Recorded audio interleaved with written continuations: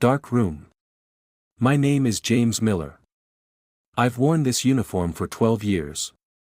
And today, I handcuffed my best friend. David Chen. The man who fought beside me for 8 years. The man who took bullets for me. He sold us out. He sent 23 of my soldiers to their deaths. For money. I'm going to tell you exactly how I figured it out.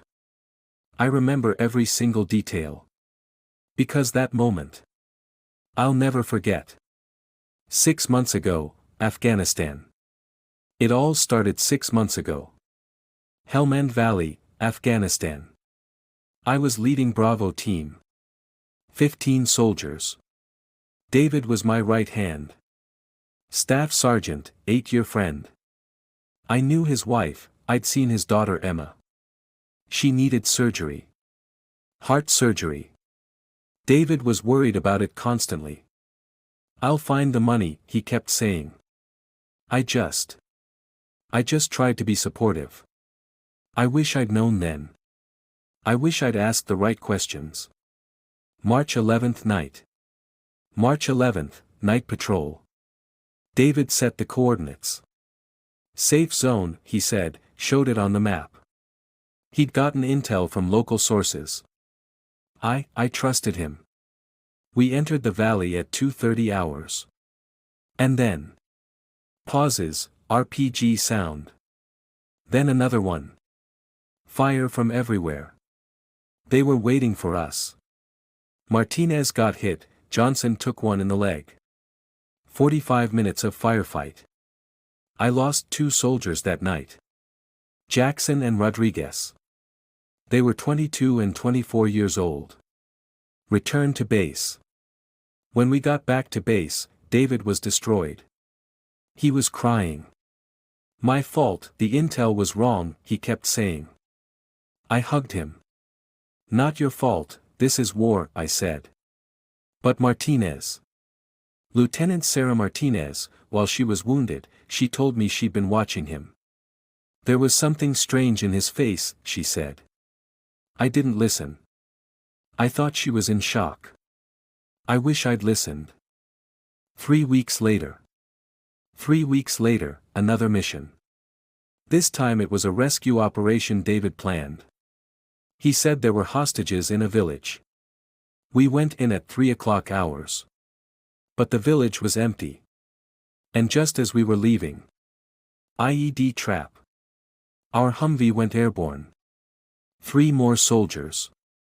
Williams, Park and young Anderson. Anderson was 21. He'd just talked to his mom the day before. I started asking questions. But David looked so guilty, so devastated. How could I suspect him? Night watch. After that night, I couldn't sleep.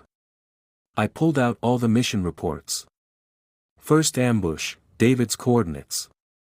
Second ambush, David's intel. Statistically, it was impossible. In both missions, David was the only common factor. But how could I betray my brother? Maybe I was being paranoid. War exhausts people. But that night I saw Martinez. Still with bandages on her arm. Commander, she said. Did you review those missions? Something inside me broke. Airport attack. A week later, the 3 of us were waiting at the airport. Routine transfer. David was very tense that day. He kept checking his phone. And then. Rocket attack. Right at our terminal. 4 soldiers died, 8 wounded. Martinez and I barely made it. David was on his phone during the attack. I saw him. Panicked, yelling in Pashto. I don't speak Pashto but. The tone was wrong. It wasn't fear. It was anger. He said something like, the plan changed. Critical evidence. I went to military intelligence. Quietly. We started watching David. And 72 hours later. We found it. Encrypted messages. To a number. A Taliban-connected intermediary. David. David was sending details before every mission. Coordinates, troop numbers, weapon inventory. Everything. And in return, money was coming into his bank account. $250,000 for the first ambush. $200,000 for the second. The airport attack was $300,000. Total, $750,000. Emma's surgery cost $80,000. FBI steps in. FBI came, military prosecution came. We'll set a trap, they said. We'd plan a new mission. David would send the coordinates, but this time we'd be ready. The hardest part? Acting normal around him. Sitting next to him at breakfast, watching the game together, laughing. Knowing every day that he was the killer of my 23 soldiers. Martinez said, I can't do this. You will, I said. For them. You'll endure it for them. The trap is set. Mission day arrived. September 18th, high-value target, we told David. Big operation. His eyes lit up. He knew this meant big money. He planned the coordinates, drew the route. And that night, he made the call. We were watching him. In the parking lot, inside his car. He was talking to the Taliban. Mixed English and Pashto. Tomorrow morning, 15 men, heavy weapons, he was saying. Then he confirmed the money transfer. $500,000. The biggest ambush. They were going to wipe us out completely. Hardest moment. 6 o'clock hours, operation began. But the real operation was to arrest David. As the convoy was preparing, FBI agents arrived. I put on the handcuffs.